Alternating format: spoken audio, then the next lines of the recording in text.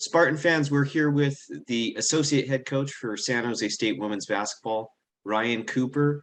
And coach, well, after a few pauses for San Jose State due to COVID, they got back on the court against Colorado State their last time out. It was a loss. We'll go over the game with Colorado State in just a little bit. There were some positives from that. But first, how has the team dealt with all of the COVID delays these past few weeks? Well, I think not only us, but I think a lot of programs around the country right now are feeling this. But in particular, we've been hit pretty hard, I would say, in the last, 2 to 3 weeks. And it goes back to just having enough bodies to even practice.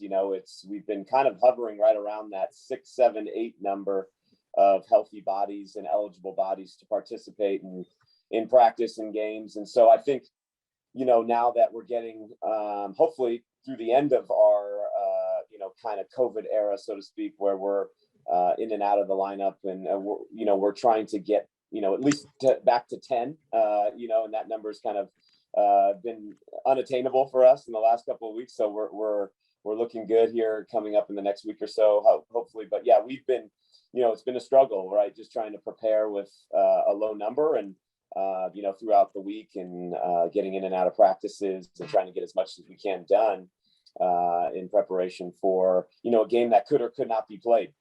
So we were just going into every day, whether we had 7 or 8, we were trying to do our best to prepare those particular players for whatever the next game would be. So, I think a lot of people are dealing with it, but for us, we seem to be getting healthy now and getting players back. So that's a good thing. This game against Fresno State rescheduled from January 3rd, which was when it was supposed to happen. And we got word earlier this week that the game was happening tomorrow, Thursday, January 13th. And it's a 5 o'clock start instead of a 6 o'clock start, which is what usually happens with middle of the week games. How did this game come about? Because Fresno State was originally scheduled to play Nevada. Nevada then had a COVID pause themselves, and that freed up the date for San Jose State. So who made the phone call? Was the conference involved? Take us behind the scenes as to how this game got scheduled. Well, I think what everybody should know is that we're out of the know as much as they are. I think when you're a fan or, a supporter of the program or of a program that you're supporting and you're dealing with times like this, we don't know much either. It's kind of and really the inside scoop on this was the game ended at Colorado State.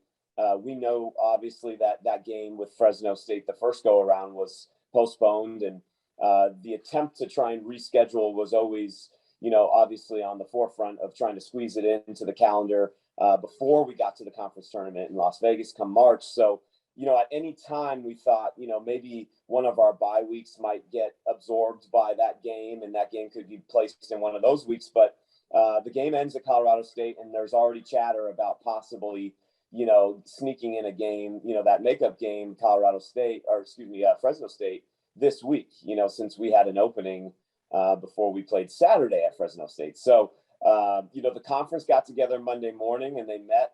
And they released a statement to Coach Craig Head, and here we are. So, from going into a week where we thought we might have a full 5 days of preparation, now we've got an extra game in there, and that's Thursday, and then back to Fresno State on Saturday. So it's going to be 2 games in 3 days, and but I think this is something that we're prepared for because knowing this could happen the rest of the way.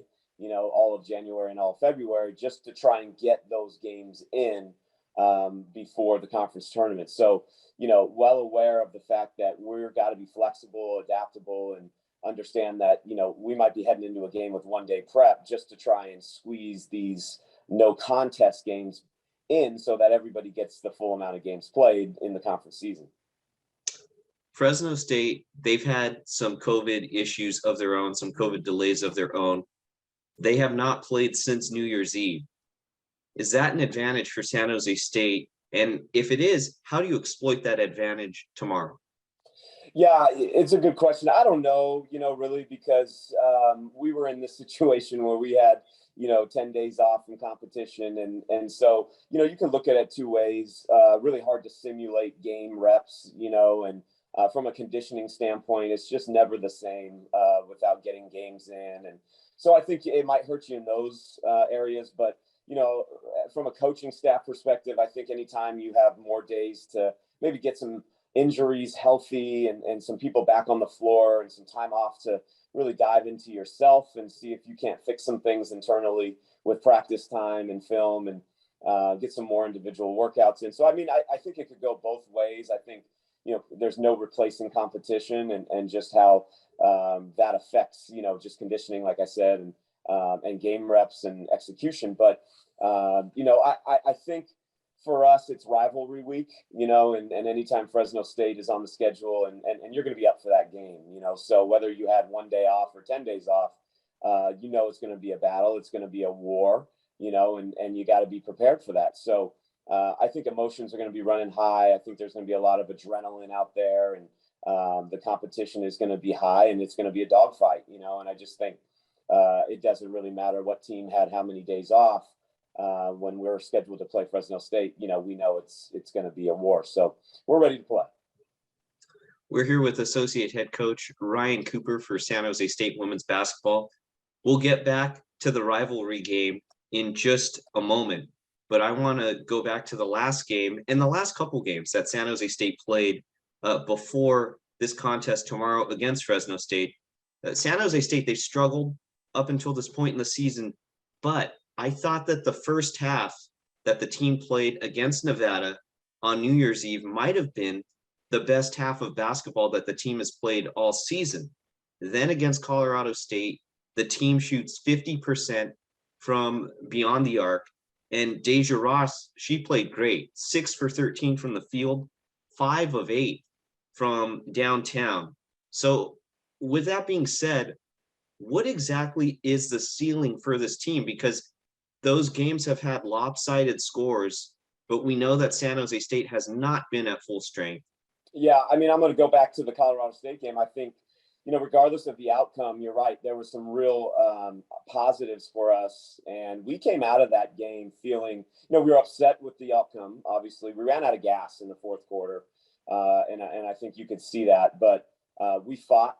We battled really hard. I thought the players that we had available to us were locked in for all 4 quarters. And I just think it was a result of, for 3.5 quarters, I thought execution was good. Like you said, 11 made threes, 50%, we're 87+% from the free throw line. 64 points was a pretty good output for us considering the amount of availability we had from a body standpoint. But, we ran out of gas and you could see that on the glass, and you could see that just in terms of how the game kind of developed defensively in the fourth quarter in transition. But very proud of the group. I thought we had really good energy. We felt good about the effort. Just came up on the wrong side of the scoreboard. But we took a lot of positives from that, and hopefully there's some momentum that can carry over, especially from the shot-making standpoint, tomorrow and moving forward. But you're exactly right. I mean, it's hard to tell, what group you'll have when it comes March, just based on the COVID and everything that we have. Injuries obviously play a key, but everybody wants to play their best come tournament time. And that's ultimately the goal for us. We're going to still take every game in this conference as an opportunity to get better. And, we know this league is stacked with talent and good coaches. And so that's going to give us a good look every single night that we go out there to play. And, whoever's eligible for us to be out on the floor that night, that's the group that we're going to try and go to war with and get a W. And if it's not the case, then we need to find a way to get better. And so I thought we did that in some realms at Colorado State. And so as we continue to get some healthy bodies back this week and moving into next week, the goal is just to get a little better every week, and we've seen from a shot making standpoint what we can do if we're hitting on all cylinders. Always, like you said, helps when we have, some depth that we can roll out there. And so we're not as tired to try and close the game, when it comes to the fourth quarter. So maybe we can put it all together as we continue to get healthy and start working our way towards, March and playing our best basketball. It pretty much starts for Fresno State with the Cavender twins, the 2 leading scorers for the Bulldogs. Fresno State, though, they've struggled as well early on this season. And from what I have seen, it appears that the Spartans are a little more athletic, maybe a little bit longer in the backcourt than they were the last time these two teams played, which was way back in March of 2020. So, as a coach, do you like this matchup for the Spartans? First of all, they're really, really good. I mean, I think you're right on the money when you say, they're talented. Well, they're really, really talented, and they cause a lot of problems for a lot of defenses. And gosh, if you look at the numbers, they, from a shot selection standpoint and a shots made standpoint, they're responsible for almost 50% of what they do offensively. And so they're a handful, they're always going to be attacking you offensively, and they've got great pace to their game. They can score in the paint. They can make threes. They can draw fouls and get to the free throw line. They create chaos defensively. They're 5'6", but they're first and second leading rebounders on their roster. So when you put that in perspective, they play really hard. They play bigger than they are. And they get in there and they mix it up and they're physical. I'm a believer that, those two are two of the toughest guards in the conference to contain. And so we've got our handfuls with them, but yeah, I think if we are concentrated on keeping that ball outside of the paint, containing them off the dribble and, limiting them to one shot per possession, I think we'll have a good opportunity, to go down and score. And, but the keys to the game, obviously, is, you got to control them the best you can. At any point, they log heavy minutes. We're expecting them to be aggressive. And, they each have had games where they shot 15 plus times a game. So, for us, are we going to get a stop every single time on them? No, but we know that we can try and do our best to contain and take away what they want to do, and try and live with the rest. So, another key for us is just, we call it guest appearances on our scouting report. Those two are really, really talented and good players, but we can't afford to have, a third, a fourth, or a fifth guest appearance in that box score, be an X factor tomorrow night. San Jose State, they play what I've observed as kind of a zone, but accustomed to a lot of switching if you have to, but you kind of stay in your area and stay disciplined in your assigned area of the court.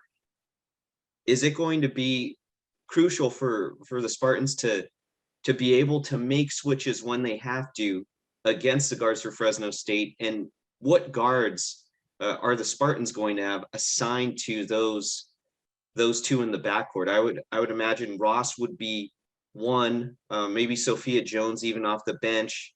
Might you bring out Sydney Lewis to come and just give you a longer look? I mean, how do you guard those two, and who's going to be tasked with that? I would imagine Ogier might also be tasked with that. That's a great question. I think whenever you find yourself going against a talented, duo of guards that are going to dominate the ball like they do, I think you got to mix up your looks defensively and try your best to keep them uncomfortable as possible. Really good, talented offensive players, when you get into a rhythm, it's sometimes really hard to take them out of it. So if we can avoid that and not letting them get comfortable tomorrow night and get into a flow and a rhythm by, like you said, changing the looks, whether that's man, zone, and the personnel, the length, maybe, like you said, with some size on the ball with her and on them. And, again, I think it's a team and a collective defensive effort tomorrow. I don't think any one person over 40 minutes is going to be able to get it done for us. I think, when you have somebody on the ball, you got to have really good help, and if we can build in, really good help to make sure that we can keep that ball out of the paint and support, the on-ball defense of whoever's guarding Haley and Hannah, and, let's make somebody else beat us, right? And so that's the goal. And so we're going to throw out everything that we can at them and try and keep them off balance. But I'm excited to watch us compete. Spartan fans, San Jose State, they take the floor to welcome the Fresno State Bulldogs. The rivalry game tomorrow, Thursday, January 13th, 5 p.m. You can catch it on the Mountain West Network. Associate head coach Ryan Cooper, we thank you for your time, and best of luck tomorrow. Hey, thanks so much, Daniel. We'll see you here.